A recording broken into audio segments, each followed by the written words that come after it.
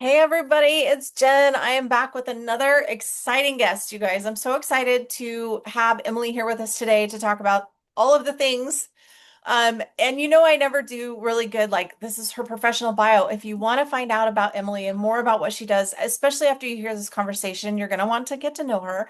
But it'll all be in the show notes and I'll have it all there. The thing we're going to talk about today is being sensitive, and we're going to talk a little bit particularly about food too, which is why I kind of reached out to Emily. But a little bit of background, we've known each other, well, we've known each other online, we'll say. We've never actually met in person. But I think you said you found my book in 2023, which is great. She's been in the Facebook group, so I've seen her around. And then I have been looking for people to come in and talk specifically about food because so much is changing for so many people inside my group and my realm and like my Facebook group and the Ascension Club membership. And all of us are going through these really intense changes that are energetic, but it's also affecting the way that we have to eat and the things that we have, the supplements we need, and all of that. And so many of us have been doing this work for so many years. Like, Emily, I don't know if you know this, but I actually started probably 15, 20 years ago in herbs and nutrition. So my whole thing has been like herbs and nutrition and then moving forward from there. And then it turned into life coaching and then it became the spiritual coaching. So it's been this natural progression, It's like a which full kind of circle. follows, yeah, which kind of follows everything that you do. Because I know you focus on body, you focus on healing, you focus on wellness and spirituality. And you can't almost have one without the other. And at the same time, everything changes. So when I was looking for things the other day, I was like, who can I have come in and let's talk about like food particularly. And I know carnivore diet is kind of trendy right now, right? Like it's everybody's talking about it and they're trying. I hate when things get trendy because I'm like, no, this is the same thing we've done for centuries, but it seems like it's some big new thing because it's trendy and it's TikToky and everybody's talking about it right now. But I feel like a little bit of my story and why I feel like the healthy fats is one thing I'm going to focus on. Because when my daughter was in the hospital with what ended up being acute flaccid myelitis, and I did write about that in my book about, but it was healing her, not only her physical body and the myelin particularly, which is where we need healthy fat, and like why babies need a lot of fat and why in order to heal now we're starting to understand there's more doctors going into this about the idea of healthy fat and how much like it actually does help our body. So all of these things to be said, I know we've both talked that we've had like autoimmune and things like that. Autoimmune is not a secret. I've talked about this multiple times over the years. And that was why I got so passionate about herbs and nutrition, because for me, the autoimmune was one of the things that I dealt with. And there was never anything like the doctors would call it an anomaly, or they would say it was inconclusive, or there was all of these things, right? And then on top of it, I have the psychic ability or the intuition or whatever you want to label that as. I have a sensitivity to frequencies and energies, and that all comes together. So when I was looking the other day, I think I went into, I don't remember if it was a health or it was specifically carnivore, and I saw a conversation and I dove into the comments and I saw your name and I was like, I've seen that name before. I know we've been around before. I'm going to reach out to her and let's talk about all of these things. Awesome. Well, I'm so excited. I'm just so grateful because I've kind of painted myself into a corner and that I'm in this just little carnivore corner. And I'm like, you guys, there's so much more. Like there's so much more to talk about than just carnivore. And that's not the answer. Like that's not the Right. thing. Like there's so many other layers to this. Yeah. No, I love that. Well, and it's interesting too because well, I was laughing with a girlfriend the other day. I said I unintentionally became carnivore. I do everything by intuition, literally every single thing in my life. Like I live and breathe, and I'm tapping into my guides and angels and God's source Mm. spirit universe every day. And I'm like, okay, what are we doing today? Kind of like what's on the agenda for today? And it was so funny. And I'm just making a joke about this. So, but the issue with the lettuce and the upset stomachs and all that stuff. And it's so funny because like the last 3 weeks, I'm like, it just didn't sound good to me. And I didn't want to, I would go to the grocery store and I'd be like, oh, this just doesn't even look good. So I've unintentionally been carnivore kind of the last few weeks. But um I like what you said about it's the one thing I want to say is even if we talk about carnivore today, it's not always an end all be all for every single person that this is what you need to do. But I feel like the biggest thing, and one of the things that you and I agree on, is it's so individual. Mhm. And it's coming back to our own, like, what do we know for ourselves? Where is our sovereignty in choosing what's right for us? So tell us a little bit about your story, because I feel like one of the things that helps other women is understanding that they're not alone and that we go through these things. And I'm really fascinated by, and I'm so proud of you for speaking about what's happened to you and how you've gotten through it and the way that you've taken on your own discernment and your own intuition to help heal your own body. Thank you so much. Yeah, my story starts with getting my master's in clinical counseling to be a therapist because I wanted to learn myself. You know, anybody who goes and studies psychology is trying to figure themselves out or their family out. Like, why is my aunt like this? You know, like what's going on? And I was in grad school and I was diagnosed with bipolar disorder. And Mhm. it was just like this, that thing that like knocks the air out of your lungs. You're just like, what? Like, I'm getting my master's to help others with mental health and I need help. Like, it was just, it felt very defeating. Mm. And it actually was the way, you know, it actually was exactly where I was supposed to be. And I recognize now that I was getting my master's in clinical counseling so that I could discover this diagnosis. And I could find a way. And I went the textbook way. At my most, I was on 900 milligrams of lithium a day, 80 milligrams of Prozac, 80 milligrams of Adderall just to get out of bed every day. So I would take 40 milligrams in the morning and then 40 milligrams at noon just to get out of bed and like open my eyes. And then I would have Ambien every night to sleep Mm. and I was not functioning. It became unethical for me to practice in fall of 2018 because it turned into rapid cycling. Before, I was fine about 3 or 4 days a week. And so I would knock it out of the park. My supervisor knew that I had bipolar disorder, and she said, Emily, you're our best therapist. So even if you give me 3 days a week, we want to keep you on because everybody loves you and you get results and you're doing so well. Um, but then it became unethical. And so at the age of 40, I'm 47 now. At the age of 40, I had to move in with my mother and quit working. So I'm homeless and I don't have a job now. And I moved in with my mom. And that level of darkness was like nothing I have ever experienced on earth. Like it was just this self-loathing and hopelessness and helplessness. And in the middle of that darkness, I was just given this little branch of hope. And my brother, he sent me a message, and my brother's not like a really nice guy. He's just kind of like a prickly pear. And number one, he was recognizing that I have mental illness, which was huge to be seen. And he gave me a story of a woman that had resolved her bipolar disorder 10 years prior, eating animal fat. She even called herself a lipivore Mm. because she Oh, was wow. like, it's not even about carnivore, it's about fat. It's Mm. about getting as much animal fat in my brain as I can. And I felt like the guy in Dumb and Dumber where I was like, you're telling me there's a chance? Right. Like, you know? And so I thought that it would curb my symptoms, but I wasn't expecting that. I started this in February of 2019, and in April of 2019 was my last bipolar episode, and it dissolved my symptoms just eating fatty animal meat.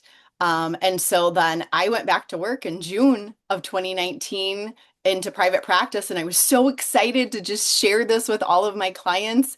And I quickly realized that the licensing board on the insurance panels did not want me talking to my clients about food because I'm not a registered dietitian, I'm not a certified nutritionist. So I took another huge leap and I said, forget the letters behind my name and call me a coach. And I moved my entire practice online in the fall of 2019. I've been off of all of my psych meds since September of 2019. And what's really cool is that when I was a therapist in the private practice, I went to one of my colleagues and I was like, what am I doing wrong? Like, they're not getting better. Like, this one lady was grandfathered onto my caseload, and she had been in therapy for like 30 years. And I'm like, this is not a solution. This is a codependency. Like, this is something's not right. And they're like, oh, that's just what we do. Mm. We just hold space. And I'm like, no. So now that I have my practice online, I get to help people and they get results. They're resolving schizophrenia. The voices stop talking to them. They're resolving borderline personality disorder, bipolar disorder, depression, agoraphobia. This one woman hadn't left her house in 10 years, and now she's like going on vacations. Isn't Um, that amazing? just by removing sugar and processed foods. So I'm not huge on the whole, it has to be carnivore, it has to be low carb. It has to be you listening to your inner knowing and to what you're supposed to be doing. And I'm pretty sure that Twinkies and Doritos are not what you're supposed to be putting in your body. Yeah. Yeah. So it's interesting when you're talking about that, everything that I know about like health and nutrition, and then even just intuitively, I'm like, we're electrical beings. And if we don't have the fat that our body needs to create the myelin to protect our nervous system, then of course we're going to have short circuit, right? Like that to me, that's kind of what's going on. And not that that's the same for everybody, because I know there's genetics and there's all of the different things going on. But I think that the biggest thing that I always teach is discernment and radical responsibility and sovereignty. We're all Oh, sovereign. We yeah. all have our own choice. And we've been trained into relying on the system that everybody else is, the doctors are the authority. I They're the know. ones that know, and we don't trust ourselves, right? And there's so many different things throughout the years where I've had to rely on my own. There was one time when my son was only 3 and he got sick, and that was when I first was like, I took him to the doctor and they're like, well, there's nothing we can do. You just have to let it run its course. And I'm like, I'm not letting this child suffer for 2 weeks and hope that I don't have to bring him back for dehydration. Because that's what they had told me, was just try not to let him get dehydrated, because the kids that were getting sick were all having to come in for IVs because they were getting dehydrated. I'm like, no, I'm not doing that. And that was when I went to the crazy herb lady that lived around the block from my mom. And I started learning about natural stuff. And that kid was better by the end of the afternoon. I love Like it. it I was love it it. was incredible to me. And it's stuff that I've actually lost. I've almost lost all of my social media. And this was prior to the whole 2020 debacle. And it was over the things that I had put on my channels like 2017, 2018, 2019. Even one was from like when I first started social media. It was like way back in the day. And it was like something to do with, a vitamin. And so it's amazing to me how it seems like now we're able to talk about it a little bit more, but it's like anything natural or that can actually fix it, instead of just diagnose and keep it consistent. But I think we're finally breaking out of that. And I think a lot of people are finally in a place where they're like, okay, I want to take responsibility for myself. How can I learn for myself what works and what doesn't? And I'm with you. I'm not a doctor. All the disclaimers, right? There's all the disclaimers. We're not a doctor. We're not telling you what to do. We're not giving you medical advice, legal advice, none of that stuff. We'll just throw that in right now. But each of us for ourselves needs to decide what is the best for us. And what's interesting is I'm a redneck kid. We grew up, out in the middle of nowhere, small southeast Colorado, tiny town. I've always been able to get my beef at, half at a time. And grew up with fresh eggs and fresh milk and all of that kind of stuff. And it's funny because I kind of laugh and I told my mom it's almost kind of good that we were a little bit broke because we had to eat real food. Do you know what I mean? Like we didn't get processed foods, and that was like a treat, which now we know is not a treat. But so we didn't grow up that way, and then I didn't raise my kids that way. We still had junk in the house. Don't get me wrong. It's not that we didn't ever have any of it, and it's not that we've never eaten at fast food because we will, and we still will when we need to, right? Sometimes that's just what it is. But I feel like it's about making better choices and understanding what's going on individually within your body and then how much of it is physical, how much is mental, how much is emotional, what's spiritual, what galactic energies are at play. Because right now, with all of the things going on, the way the planets are moving and whatever, and I've always told my clients, like, if the moon can move the whole ocean, like, don't think it doesn't affect you. And that comes back to being a redneck kid. When do all the animals go into labor? It's always around the moon cycle. You know what I mean? It So is it's every like, time. yeah, it's interesting to me that all of the things that are ancient knowledge are so prevalent right now, and I feel like we're coming back into that. Well, So and honestly, I'm sorry, I gotta pause no, you no, no, because please. like I am just bursting at the seams. Everyone's talking about disclosure, Mhm. and it's us. Mhm. All of the answers are within us. And as we stand in our sovereignty, then we come into this knowing and we're like, oh, it just makes sense that we put this salve on this wound, and it just makes sense that we eat this for this illness.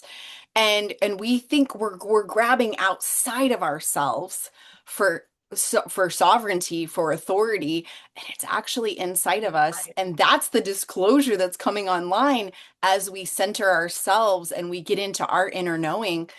We're the disclosure. There's divine intelligence within us. Mhm. Yeah, I call it the God spark. Yes. Everybody has a little God spark. That's um and it's true. And so then again, going back to like it's physical, mental, emotional, spiritual, and then all of the energies in the galaxy that are pulling on our nervous systems, right? Our bodies. And then it's determining, okay, what am I personally dealing with? And then how do I best move forward? So when your brother texted you and told you about that, the carnivore stuff, then what did you do? So that was February 23rd of 2019. I was so incapacitated. It was the first chapter and it was on audio. And so I just hit play and I started a bath and I just laid in the bathtub and I just listened to it. And as I was laying in the bathtub, um, I, all I can describe it as is this inner knowing. And I just knew that I had to try this. And bipolar disorder can really be a blessing because we go all in Mhm. and we don't care about logic. We're very impulsive. We're not going to go read 15 scientific journal articles, and we're not going to go consult, doctors, and we're not going to look at the safety. We're just going to jump in the deep end. And so I jumped in. And the next day, February 24th of 2019, I stopped eating entire pizzas by myself and ramen noodles and Doritos and cakes and pies and wine out of the box and just all the things. And I started eating breakfast sausage and burgers and steaks and chicken with the skin on and salmon with the skin on and everything I could do to get as much animal fat in me. And here's the weird part about my story. 3 weeks later, I was hospitalized. Not in a psych ward, in the just a I went into the ER because I had acute dysphagia, where it's where your throat stops close or stops swallowing. Oh, wow. And I couldn't even swallow water. Mm. So I went to the ER and and so they did an MRI and they found lesions on my brain and they said you have multiple sclerosis. And within 3 days, I couldn't walk without an assistive device. and I had delayed and slurred speech and more significant brain fog than I ever had with bipolar disorder. So a logical person would say, I started this all meat diet and now I'm in the hospital, but it wasn't that carnivore caused the MS. Carnivore pulled back the curtain and revealed that this is another huge thing that I'm dealing with is multiple sclerosis. And that inner knowing that I got in the bathtub was critical because I just knew that I had to keep eating fatty animal meat. And with MS, it's the deteriorated myelin sheath on the nerves. And Hmm. what's it made out of? Fat. And so I was just like, okay, well, logically, I'm just going to keep eating fat. And my last symptom of multiple sclerosis was May 9th of 2019. My second MRI showed a 50% reduction of my lesions. And I mean, I still haven't taken medication for multiple sclerosis, and I can do CrossFit, I can hike, nobody would know that I have multiple sclerosis. Right. So that was my journey with that. So for people that don't know, I'm just going to show. So like if you have, I'm just going to explain the myelin because I was, of course, whenever my daughter went in the hospital, they didn't know what was going on with her. And they originally had said it might be juvenile MS. And so I was like, first of all, we're not I've accepting never that even heard of juvenile diagnosis. MS. It's just because she's younger, but it's multiple sclerosis, but in a kid. So if you have like a cord, if you take this stuff off the cord and all that's there is the metal wires inside, that's essentially what is happening when MS happens. All of this gets taken off, which is the myelin, and then you've just got the bare wire. So basically your nervous system is this bare wire that doesn't have anything to protect it. And so that's where it can't fire the right electrical impulse to make whatever move that needs to move, right? So it was so interesting to me when Allie was in the hospital and they were trying to figure out what was going on with her, that was before anybody knew what acute flaccid myelitis was. It was relatively new at that time. And unfortunately now I think it's a cycle that it's I don't know. I don't know anymore, but it used to be like every 2 years this would just kind of randomly show up and they don't know if I don't know if they know any more now than they did back then, but um so the doctors weren't going to do anything for her. And I was like, what do you mean? They're like, well, we're just going to monitor. And I'm like, oh, heck no. I didn't say that, but I was like, oh no. I said, you will put her and I'm this herb lady, right? Like, so, but I'm like, you're putting her on prednisone right now because if her immune system is attacking this, we're shutting it down. I don't want any more damage done. I had to throw a fit. And then we were at Children's Hospital and it's a whole fiasco because she had been sick. The emergency room had sent me home twice saying she was just dehydrated. I knew that wasn't what was going on. So I How finally, old was she? she was only 16 or 17. And I knew that there was something else going on. Anyway, after a couple trips to the emergency and then finally walking into the doctor's office and saying, I'm not leaving until she sees a pediatrician. And then that pediatrician finally looked at her and honestly thought she had a brain tumor. And we ended up in the emergency room in children's, and then they weren't going to do it. I'm like, you're doing something. I want her on prednisone right now. Like, I know enough about from my own autoimmune stuff. I'm like, we're putting on prednisone at least. So they had to get all of the departments on board, and they're like, well, it's not going to hurt anything. So they did give her like a 3-day prednisone while we were in the hospital. They weren't going to do anything else. And I'm like, if you guys aren't going to do anything, I'm going to give her these things. And so her doctor finally, I went home. I'm like, I'm going to go get the things. And I went and got silver and I got coconut oil and I got yogurt and some greens and all of this stuff. And the poor child, I was making her choke down chunks of coconut oil mixed with nature's greens and Greek yogurt. And I'm like, I know it tastes terrible, but please, and honey drizzled over the top. I'm like, I know it doesn't taste good, but choke it down. And she was choking it down because I knew I didn't do the animal fat, but I knew she needed healthy fat. So I was using coconut oil to be able to give her body something to use to be able to repair the myelin. And that was me going off of what little I had done in training and intuition. right? And I called a friend of mine that was a naturopath and said, "What do I do?" And she goes, "Well, get her on coconut oil right now." And I said, "Well, I've already started these other things." And then she walked out of the hospital. Whereas, unfortunately, some other kids that were in there did not. And so there was another doctor that had a similar case, and he actually was angry. He came, our doctor said, "Is it okay if he comes to her checkup?" And I said, "That's fine with me." And he's like, "Well, what did you do?" Yeah, I mean, he the was doctors were mean to legit. me. Go ahead. So he was so upset. And I'm like, "Well, they weren't doing anything." So I threw a fit and got prednisone. And then these are the things that I did. And part of it was Reiki, part of it was prayer chain, part of it was the stuff that I was giving her that I was bringing to her. You know what I mean? So, and it was all just herbs and natural things. So, and then the prayer and the Reiki on top of that. But it's interesting to me, and I know we're really focusing in on myelin right now, and that doesn't need to be the whole conversation, but it's interesting to me that so many people don't realize that our nervous system is at the center of everything. Hmm.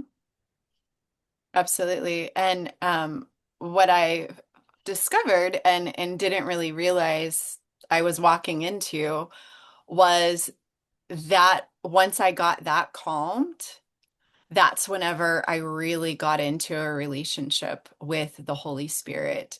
And I really started to connect with God in a way that I used to when I was a child. And I thought that that time had passed, that that was just cute that that happened whenever I would have those little like magical moments with God. That I just thought that, I'm too old for that, and that's not part Absolutely. of it now. Mhm. And he showed me an entire magical world. And if you really go into like the mystics, there's so much depth in Christianity. There's so many more layers than what the pastor talks about in the pulpit. And I was unfortunately trained that that is of the devil and dark and everything. And whenever you actually have God, delivering it to you, it's just like, oh, like this is safe. Like this is something for me to look at. And I truly believe if I had not managed my myelin sheath, I wouldn't have had that ability to calm that energy, that electricity in my body to be able to be stable, to have that connection with God and hear those Right. messages. 100%. Yeah. Yeah. It's funny that you're saying that because it, the life coaching program that I had, one of the first things that we focused on was breathing, meditation, calming yourself, and then understanding what your limiting beliefs are. And it was so funny because people want a quick, fast answer.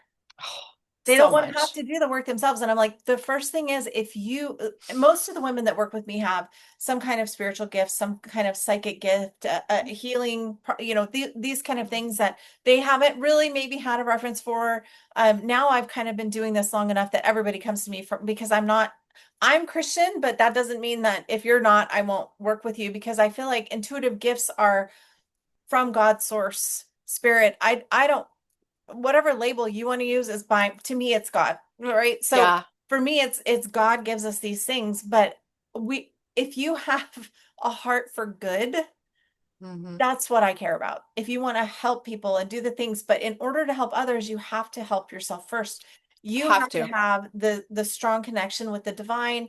You have to believe in yourself. You have to have enough spiritual hygiene and responsibility and discernment for yourself to be a clear channel. So when you're working with intuitive gifts, that's what I try to do is help the individual person be in tune with themselves enough so that the gifts come through clearly.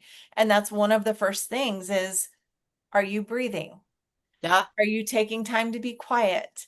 Is your nervous system regulated? Are you drinking enough water? Are you getting minerals? Are you getting sunshine? Are you getting outside in nature? And it's amazing to me how many people are like, they want to roll their eyes and be like, really, They this is the do. basics. And it's like, yeah, but if you're not doing the basics, how are you certain that you're getting a clear answer? Because when we're scattered and our energy is scattered, then the intuition that comes in may not be the highest and best divine clear message. Hmm. And we misinterpret it. Hmm. We misinterpret it into a message of fear.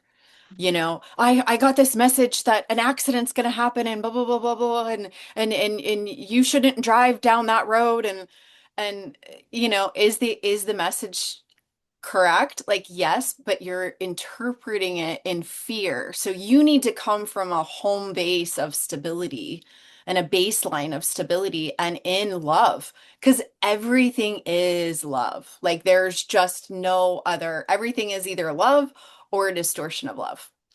And so which side are you on? If Hmm. you're promoting messages of fear, then you're in the distortion of love. Hmm. We have to come from that basis. And I just think about it like if I'm pouring water into somebody else's cup, if I have muddy water, then I'm pouring muddy water into somebody else. I have to work on clearing my channel first. Right. 100%. Yeah. Yeah. Um, so tell me more about, I'm trying to think some of the things. I actually made a couple notes because I'm like, I want to, um, we're so similar in a lot of things we do. I love that your system is called inner clarity system. I love that. Um, Mine has kind of went from, I started with the theme of embodied grace, which is very, inner clarity, inner calm, inner peace. So we're in alignment in a lot of ways. And I'm moving into the sovereignty codex is where my work is evolving into. So you'll be seeing that coming out, but it's the same idea. I looked at your website just and it's stabilize your body. First thing, you've got to be, where are you at within yourself? And then renew your mind, rewire your mind. Rewiring your thoughts is, that was where I Everything. started. That's where I started. I had to start with my mindset first. And then restoring your flow, which I love. So let's talk about those a little bit too, because you did talk about what everything you've gone through. Stabilizing your body was the first thing, it sounds like. Yeah, and when I started out, my Instagram handle was at Carnivore Minds.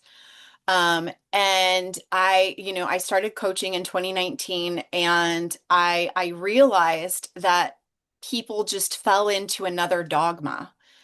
And they were just like, I have to be this perfect carnivore. And I'm like, no, no, no, no, no, that's not the point. That is not the point at all. Or I have to be perfect keto or perfect low carb or whatever. And I'm just like, no, you have to be a perfect Sarah or Betty or Sally or whatever. You have to go into that inner clarity, that inner knowing. And the Holy Spirit gave me the name inner Mhm. clarity system First. because everybody wants a system.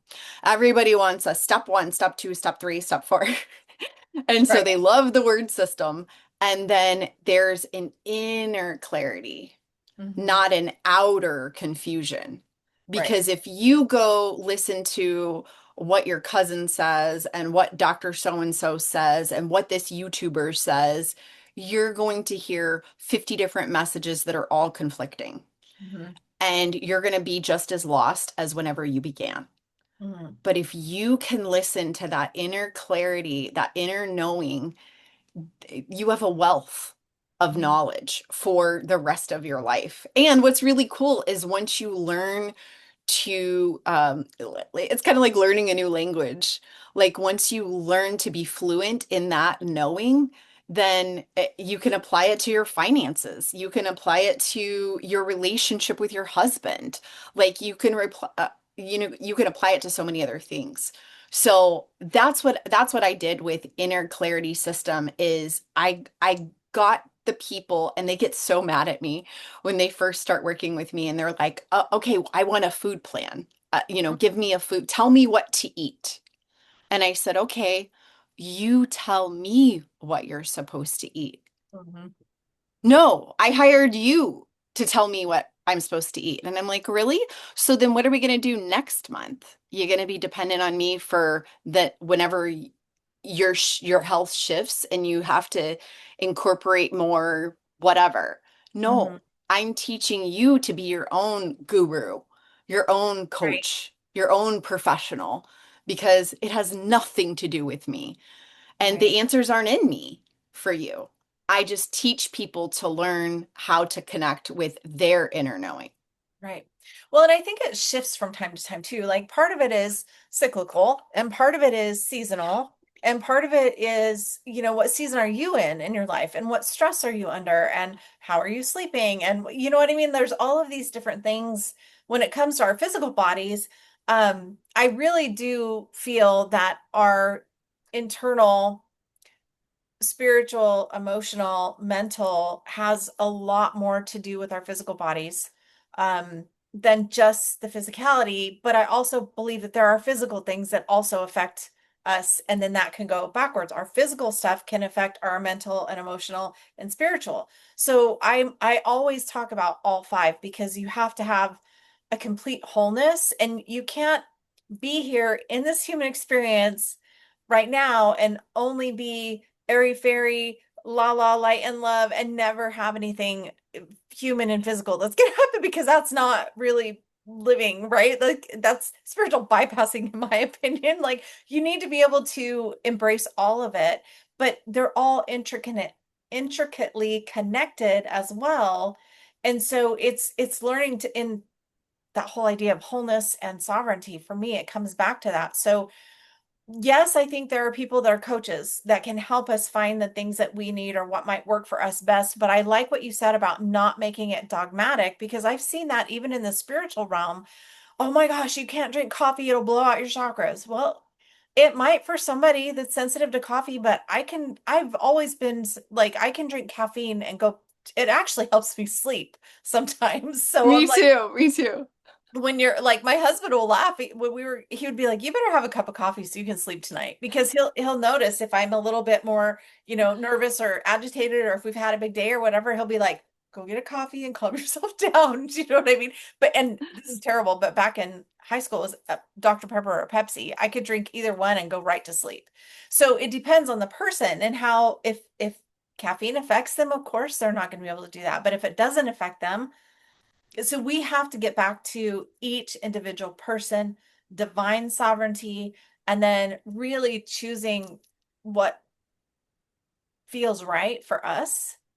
And the dogmatic thing is you have to do it this way, or you have to do that, you have to eat this, and vegans are right, or carnivores are right, or only keto are right, or you're doing it wrong if you do this, that, or the other. And I'm like, you're not doing it wrong if you're doing what's right for you. Now, again, I don't want people to use that then as a caveat to say, well, then I don't have to do anything. And then they lose out on what they could be doing with their life, right? Because people take it to the other extreme. I teach a lot on self-care. And I always try to say, look, self-care is not doing nothing. Self-care is not all pedicures and spa days and sitting on the couch eating bonbons. Sometimes self-care is making yourself get up and go to the gym. Sometimes Mhm. self-care is making yourself eat the food that you may not want to eat. Sometimes self-care is doing the hard thing, right? Yeah, absolutely. And, I love what you said about, physical things also being connected to spiritual things. And I was talking to a new client recently, and they're like, is this diagnosis physical or is it spiritual? And I said, I'm really sorry, but it's both. Mhm. Whenever we recognize the truth of what, the scriptures even say, as above, so below. Like what my multiple sclerosis and my bipolar disorder is just a connection to something else that was happening in the spirit realm. And as I managed that, it brought me into alignment. And so for me to go, I never had bipolar disorder. I was just going through a spiritual blah, blah, blah, blah. Like that's not true. Right, I am a physical body. If that were true, then I would just be this like orb. I would right, just be up right. in another realm, living my best spiritual life. But I am in this physical body, and so it is connected. Mhm. And I think that people try to over spiritualize things or they try to under spiritualize things. 100%. And God asks us, and what is the way is that balance, is that, recognizing that we are spiritual beings in a physical body. Yeah. So I love that you just said that. The whole theme of my Ascension Club membership has been, I think it came through last year, but we've really been going deeper into this, is it the idea, and it's I am spirit in action. So if you're to bring that, like if you can understand that for yourself, that you are spirit in action, how does that change what you're doing every day? And then how does that change things? The other thing that I see too is a lot of times, like, especially for me, I really tried for years to pretend like I was not psychic, pretend that I didn't have sight, pretend that I didn't see the other realms around me. And all that did was create more anxiety and give me headaches. Like I had migraines, like you would not believe. But I was like, I didn't feel safe to say, I'm psychic. You know what I mean? And um, having spiritual gifts, especially now because so many people are waking up and they're waking up so quickly. And it's intense because you're feeling this energy. And sometimes it's hard to know, is this my body or am I feeling something else? And so, again, when you go into divine sovereignty or your inner clarity and you know for yourself what you feel, it's easier to then determine, is this mine or is this something else?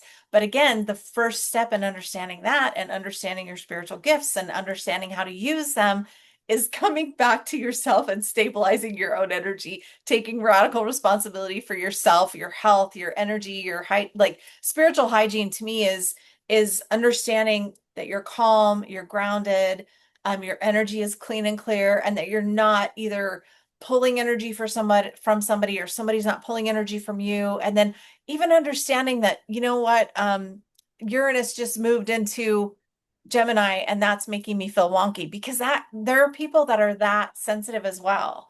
Like I can almost feel when things like that change in the cosmos. I feel it.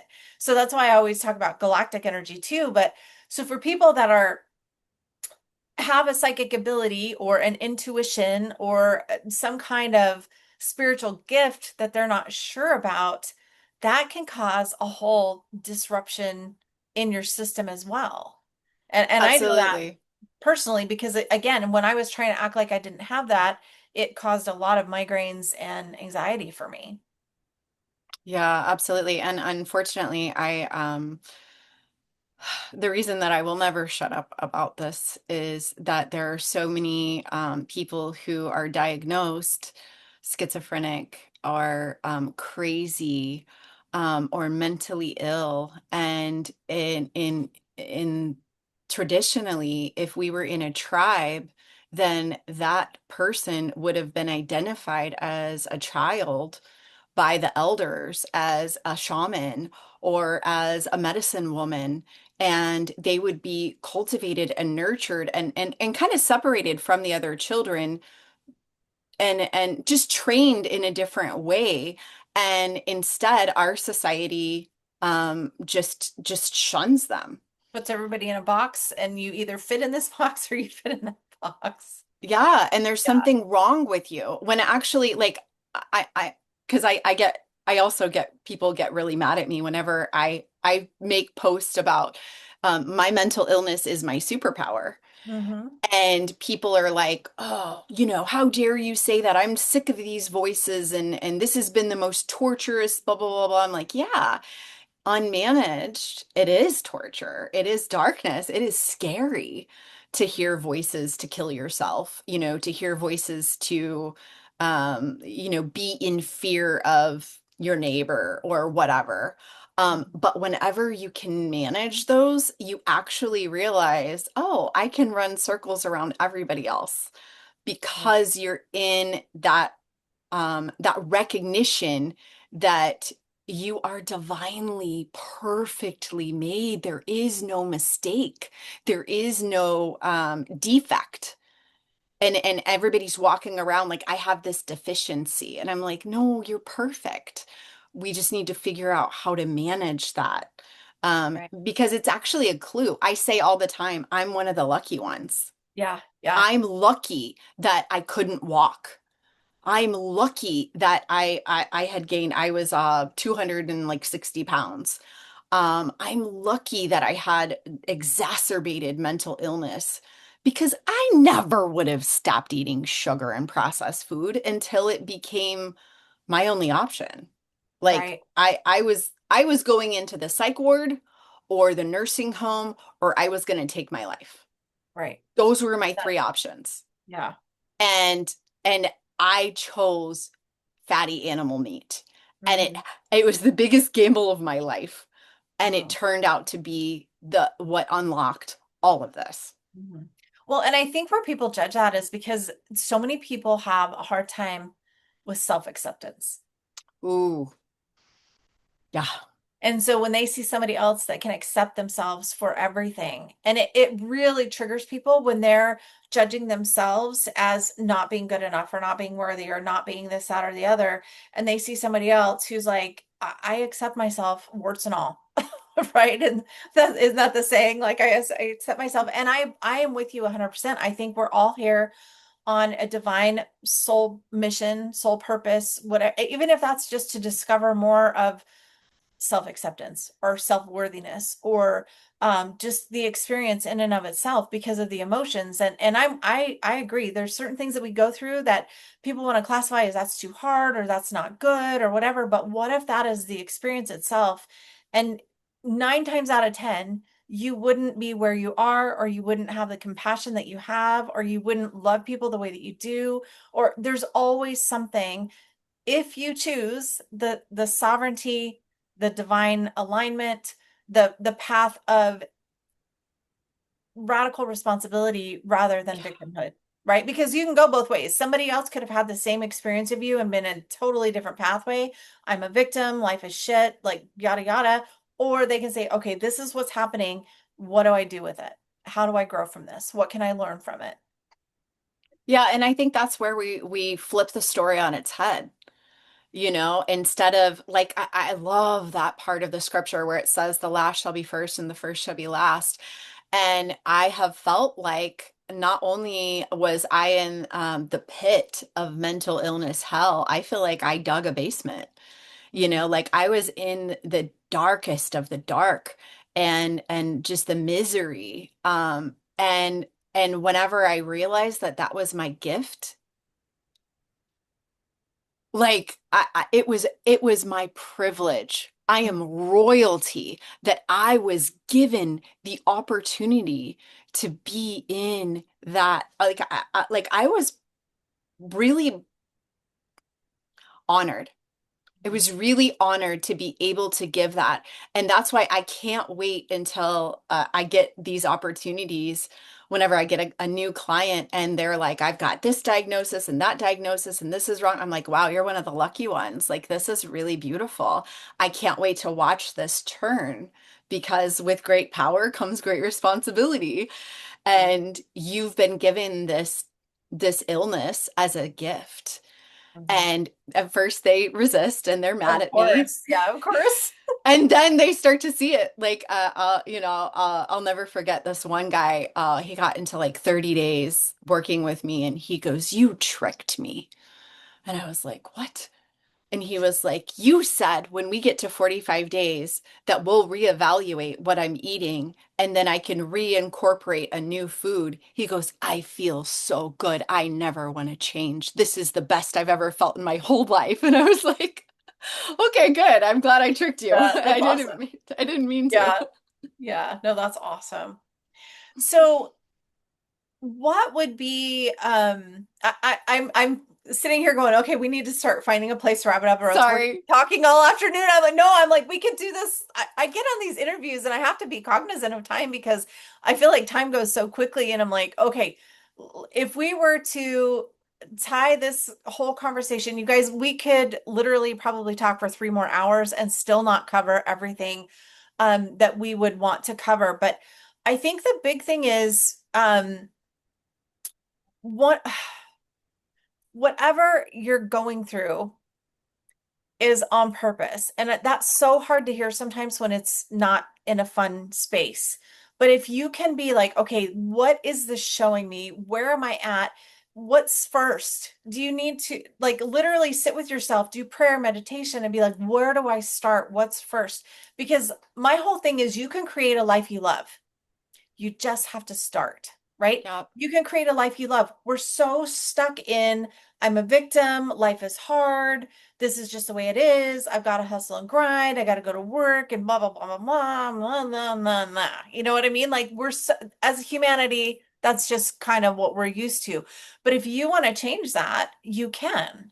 So if you were to create a life you love, just take a minute and ask what's the first step, because you may start with your diet. You may start with your mindset. You may start with a Bible study. You may start with journaling, but where can you start?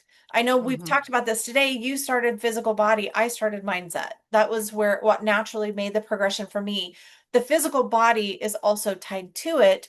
And there's a million different ways, but from the research that I know, and it sounds like the research that you've done, we need to start being aware that maybe what we've been taught about food and nutrition isn't exactly right, and that healthy diets include, more than just bag of Doritos, I guess.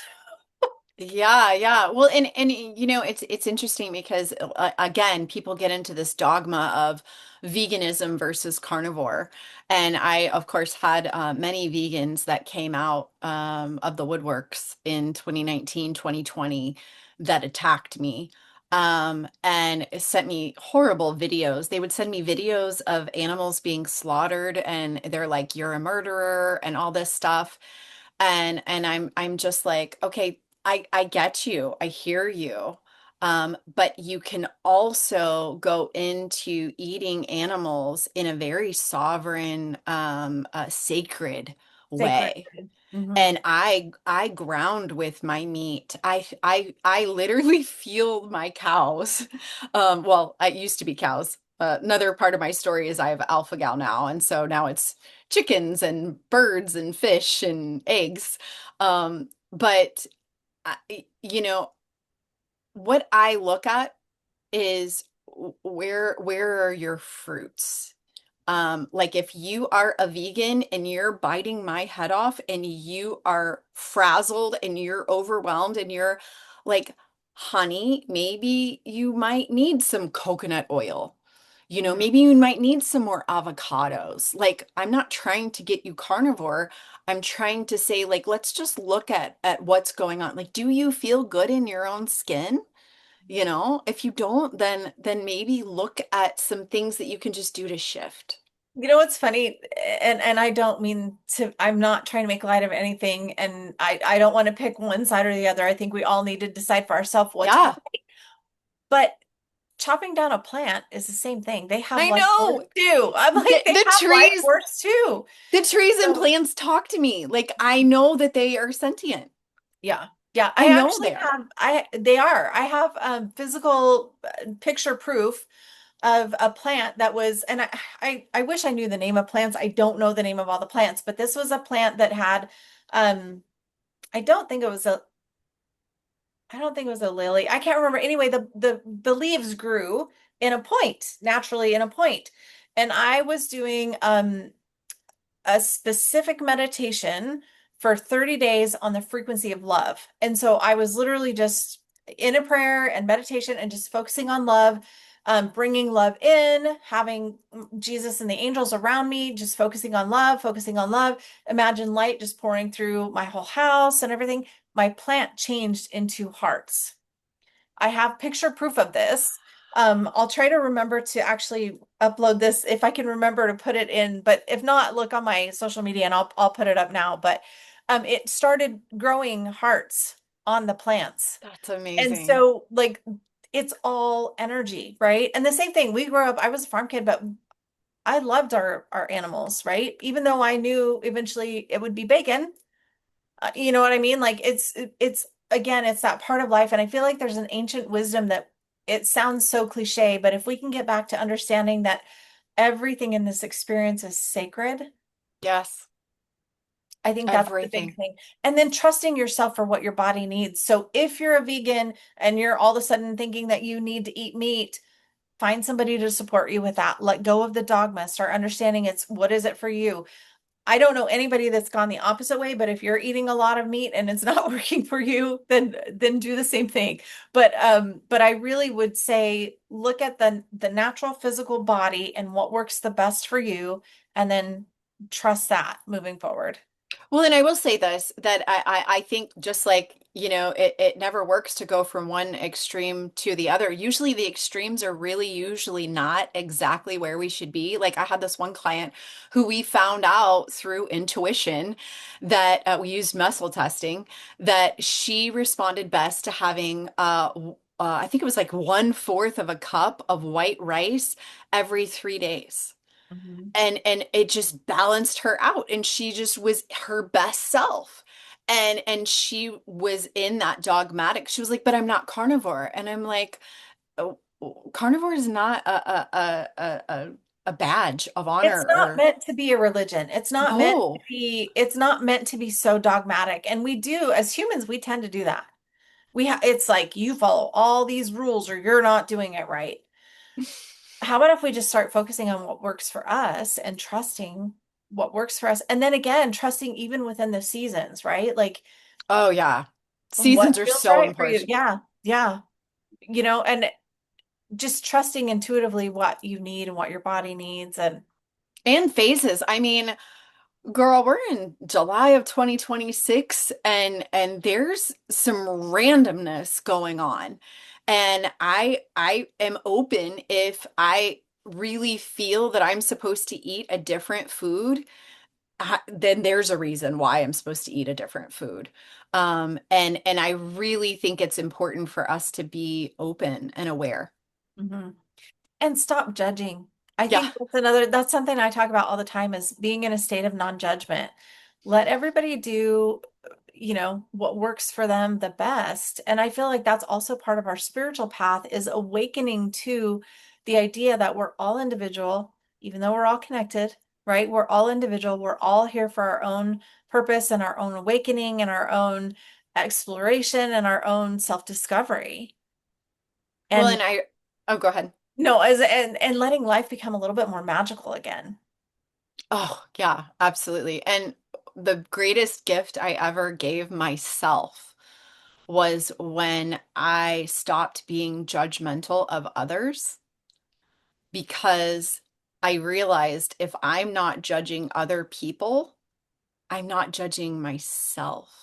Mhm. And so I gave myself the biggest gift whenever I realized that that's not what God is about.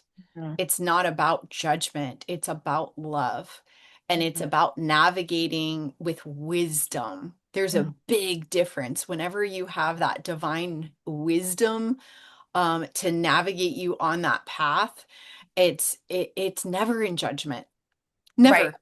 Not right. Well, once. there's such a big thing. There's such a difference between judgment and discernment, Oh right? yeah. Judgment is that's wrong. Discernment is that's not right for me, Yeah. right? And that's all. It sounds so simple, but it's such a big frequency gap between the two because they're totally different energies. So when you're judging, it's resistance. When you're in discernment, you're in flow. Big difference. Big Yeah. difference. Yeah, we could talk forever. I know. I'm like, oh, we could just keep going all day. I know we could talk about this for like 3 more hours, but Emily, thank you so much for being here with me today. You guys definitely find her, follow her on all the things. I'll drop the social medias, her website, bio, all of that good stuff below. Thank you for coming in and talking to me today. I love having these just raw, real, open conversations. Uh, So thank you for coming in and being a part of that with me today. Yeah, no problem. And thank you so much for being a light in a very, very dark place in my life. Whenever I had this awakening in March of 2023, I felt so alone. And your book and just your content made me feel like I had a place in this world. And it, I'm gonna cry. I'm Um, like, I'm sorry. But it that's was okay. just, it was so important to be nurtured from afar. Like you never talked to me directly, but you talked to me through your experience and living out loud publicly. And I can't tell you how much that scaffolding helped me to stand in my own power. So thank you so much for being a voice in the darkness. Thank you for that. Yeah, thank you. All right, everybody. Thanks for being with us today. We'll see you guys all soon.